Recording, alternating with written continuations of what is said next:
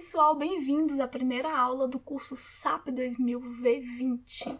Na aula de hoje eu vou fazer uma breve introdução sobre o programa e apresentar seus comandos principais. Primeiramente, o SAP 2000 é um programa que permite que vocês façam análise e cálculo estrutural.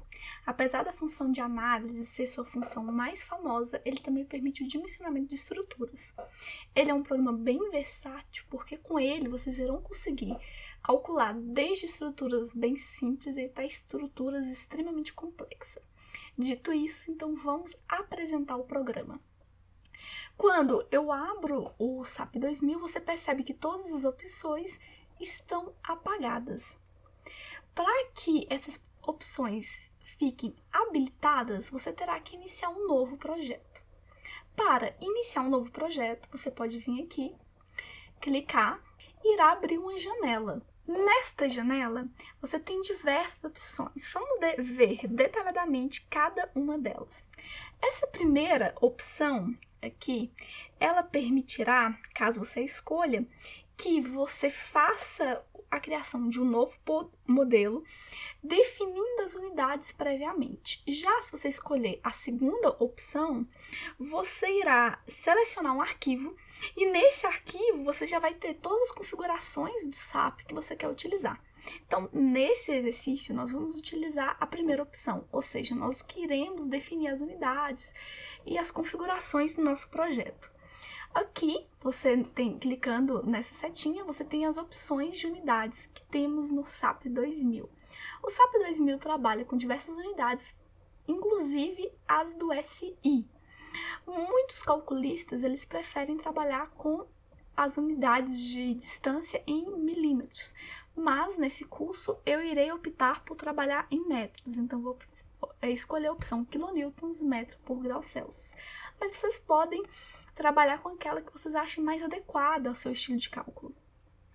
E nesse outro espaço, você tem as informações do projeto, as quais você pode modificar clicando aqui. Além disso, nessa opção, nessa janela inicial, você tem diversos tipos de templates. Vamos ver cada um deles. Esse primeiro template que tem aqui é o template janela em branco. Quando você clica nele, você vai utilizar principalmente quando você for importar algum modelo, por exemplo, feito no AutoCAD. Então, você já desenhou previamente a sua estrutura no AutoCAD, você vai importar para o SAP, então, no geral, a gente escolhe essa janela em branco. Aqui você tem a opção de grid, que você tem linhas que vão auxiliar no seu desenho, que também é muito útil. Essa terceira opção seria a opção para desenhar vigas contínuas. Esta seria para você fazer treliças planas. Essa aqui seria para treliças espaciais. Além disso, o SAP permite que você calcule pórticos planos, pórticos espaciais. É possível também que vocês consigam, com o SAP, fazer o cálculo de paredes e muros, de lajes nervuradas. Você também pode fazer o cálculo de modelos de áreas, de escadas, de estruturas em geral, de estruturas enterradas, de modelos com sólidos de tubos. Caso você tenha uma versão anterior do SAP, você ainda teria mais 3 opções de dimensionamento, mas no V20 a gente só tem estas opções. Nós vamos optar nós vamos clicar em grid, e quando clica em grid, abre essa janela. Nessa janela nós temos diversas opções. Você pode fazer um cálculo de uma estrutura com as coordenadas cartesianas ou com as coordenadas cilíndricas. Vamos ver o que significa cada uma delas. Essa aqui, você pode, os primeiros espaços seriam relacionados ao número de linhas de grid. No caso, na direção X tem 4 linhas, direção Y 4 linhas, direção Z 5 linhas. Aqui seria o espaço entre essas linhas e, finalmente, nesse último, seria as coordenadas de onde vai iniciar a sua estrutura de grid. Aqui nós colocamos a coordenada 0, 0, 0.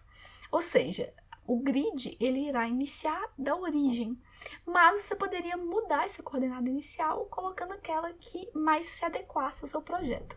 Além das coordenadas cartesianas, o SAP permite que você trabalhe com coordenadas cilíndricas. Vamos só ver aqui como que serão as coordenadas cartesianas, que você clica e aí você percebe que essa seria a visualização das coordenadas cartesianas. Agora eu vou mostrar como seria as cilíndricas, caso você opte por ela. Vamos clicar em grid novamente, aqui nós temos a cilíndrica. A cilíndrica, nesse primeiro espaço que vocês têm, que o programa dispõe a vocês, você iria definir o número de linhas do grid. Você poderia colocar o número de grids transversais, que seria aqui o número de linhas radiais e, finalmente, o número de linhas no eixo Z. Aqui você teria o espaço entre essas linhas. Você poderia ter o início, esse primeiro seria o espaço entre as linhas transversais, o espaço entre as linhas radiais e o espaço entre as linhas no eixo Z. E, finalmente, aqui seria a mesma questão do anterior, que você iria colocar a origem do seu sistema. Nesse exemplo de hoje, que eu só quero introduzir o programa e mostrar os comandos principais, nós não iremos mudar as configurações do grid, mas não precisa se preocupar, que nas próximas aulas nós vamos fazer cálculo de pórtico, fazer cálculo de edifícios de múltiplos andares de estrutura metálica. Então, essa primeira aula é apenas para apresentar os conceitos iniciais do programa. Por isso, eu não vou alterar nenhum desses valores, vou clicar em OK. Pronto, abriu essa janela e aqui que a gente visualiza aqui. Primeira coisa que você visualiza é que os comandos que antes não estavam habilitados, agora estão habilitados. Outra coisa é que vocês estão vendo duas janelas aqui. O que seriam essas duas janelas? Essas duas janelas funcionam da seguinte forma. São duas formas de você visualizar o mesmo objeto. Na sua direita, você está visualizando o objeto em 3D. Já na sua esquerda, você está visualizando o objeto no plano XY. Você poderia trocar a forma de visualização. Por exemplo, você poderia colocar XZ, já mudou a coordenada que vocês conseguem ver, YZ. Você também poderia ver seu desenho em perspectiva e em 3D e ver os dois lados em 3 dimensões. Vamos voltar para XY. Outra coisa muito interessante é o seguinte. Nós estamos no plano XY, mas você percebe do lado direito da sua tela uma linha azul. No plano 3D, vocês conseguem enxergar? O que significa essa linha azul? Essa linha azul está indicando onde que nós estamos, onde que esse plano está na sua estrutura 3D.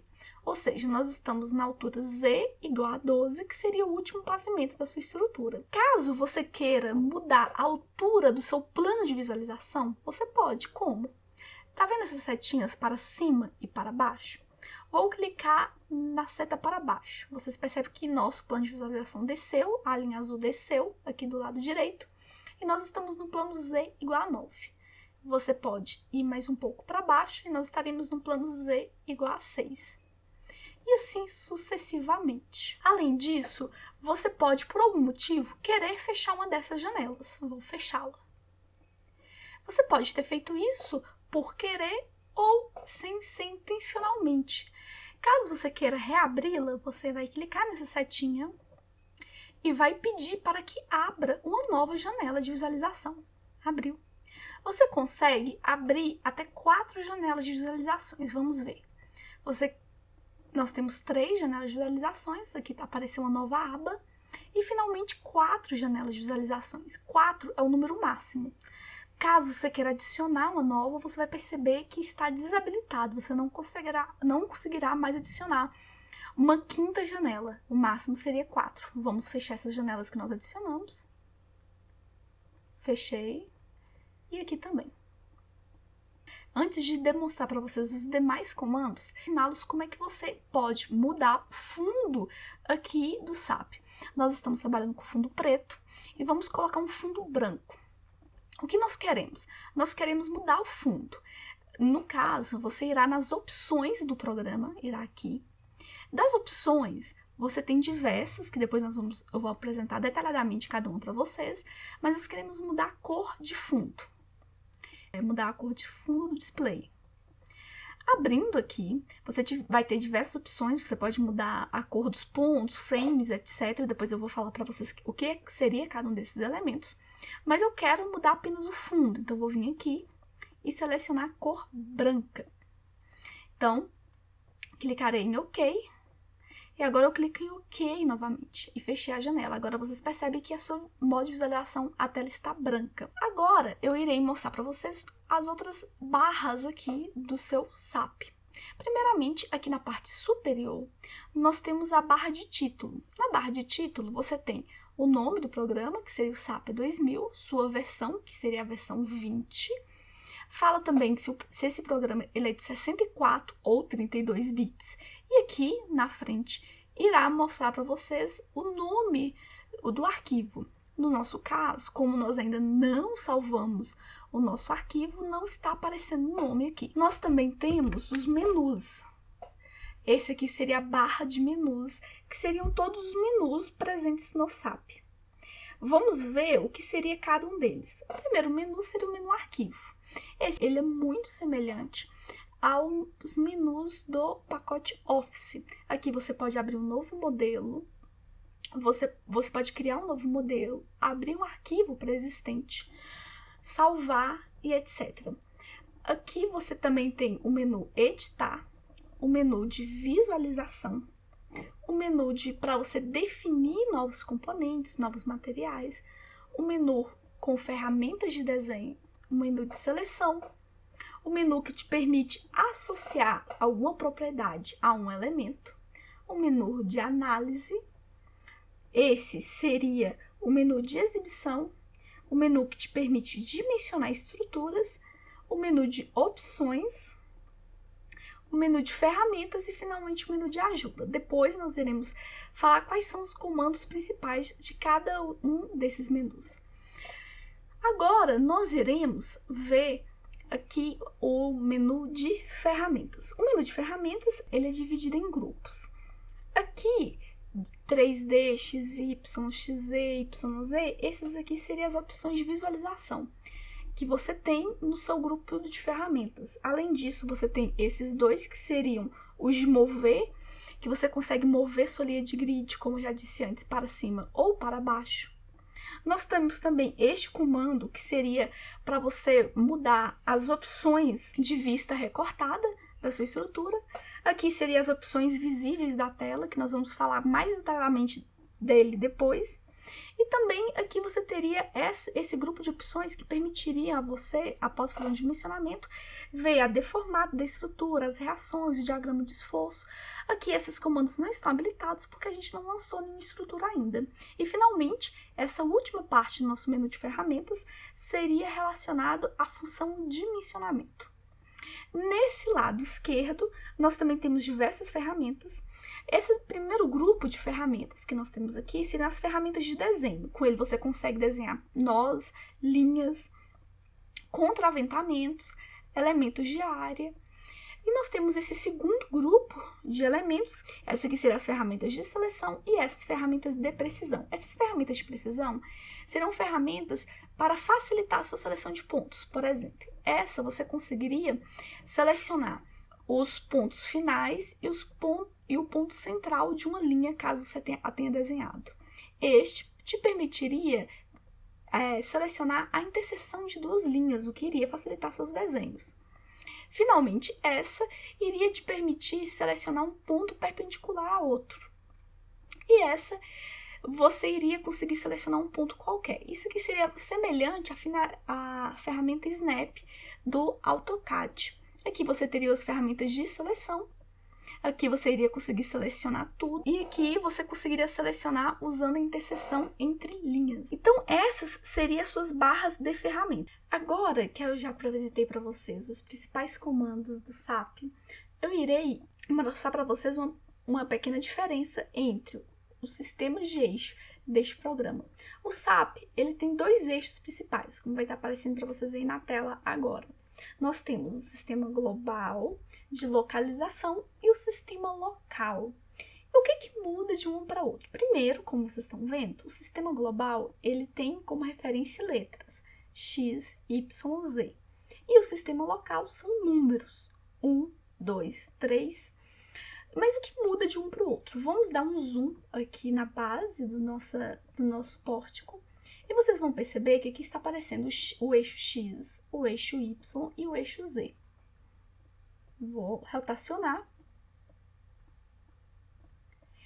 Esses eixos, por mais que você consiga mudar a sua direção, mas, no entanto, ele é global, porque ele sempre valerá para toda a estrutura. A forma como você vai desenhar seu elemento de área, sua viga, seu pilar, não irá afetar esse eixo, pois ele é constante para esse projeto. É claro que você pode mudar sua direção, mas ele está valendo globalmente, ele está valendo para a estrutura como um todo, não apenas para uma parte dessa estrutura. Nós temos também os eixos locais. E qual que é a diferença do eixo local para o eixo global? Vou fazer aqui um desenho de 2 linhas para facilitar o entendimento. Aqui. Depois nós vamos falar detalhadamente sobre cada uma dessas ferramentas de desenho, mas eu vou desenhar aqui uma linha. Desenhei uma linha inclinada.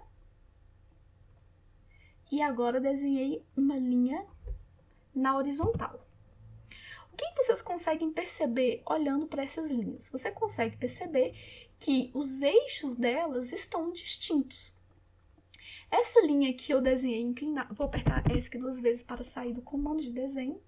A linha que a gente desenhou inclinada, você percebeu que os eixos dela também estão inclinados. Já a linha que eu desenhei na horizontal, os eixos dela estão na horizontal. Olha aqui. Essa linha que está em vermelho, nós chamamos ela de linha, ela se refere ao eixo 1. O eixo 1 seria o equivalente ao eixo X, como vocês estão vendo na imagem que está na sua esquerda, e ela vai estar sempre na direção do eixo da sua estrutura. Então, como o eixo da nossa estrutura, o eixo longitudinal dela está nessa direção, esse eixo em vermelho, que seria o eixo 1, também está nessa direção inclinada. O eixo 2, que é o eixo em verde, seria o equivalente ao eixo Z. E ele é sempre perpendicular ao eixo 1 e apontando para cima. E nós também temos o eixo 3, que seria o eixo 2, que seria o equivalente ao eixo Y, que está aqui em azul. Então, esses seriam os 3 eixos. E aí, o que você percebe? Você percebe que eles mudam, diferente do eixo global, que sempre permanece a mesma coisa, os eixos locais, eles variam de acordo com a forma como você faz o lançamento da sua estrutura. Eles podem estar inclinados na horizontal, de cabeça para baixo, de cabeça para cima. E por que isso é importante? Se eu for lançar um carregamento e eu selecionar que eu quero lançar esse carregamento no eixo global, o que vai acontecer? Se eu lançar no eixo Z, sempre estará o carregamento na vertical. Se eu escolher na hora de lançar o eixo X, sempre vai estar apontando nessa direção, e assim sucessivamente. Já, se eu for lançar um carregamento nessa estrutura, e eu falar que eu quero lançar de acordo com o eixo local de referência, se eu escolher, por exemplo, o eixo 2, ele vai lançar o carregamento de forma inclinada, no caso de eu lançar nessa viga inclinada.